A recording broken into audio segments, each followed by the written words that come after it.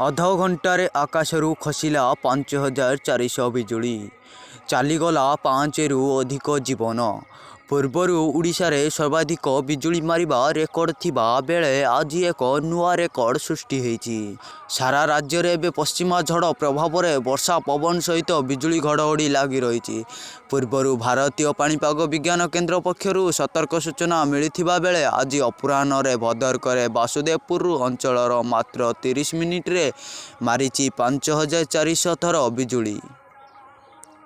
राज्य में बिजुली घड़घड़ी मारिबारे यहाकू सर्वकालीन रेकर्ड बोली मध्य कुहाजाई पारिबो।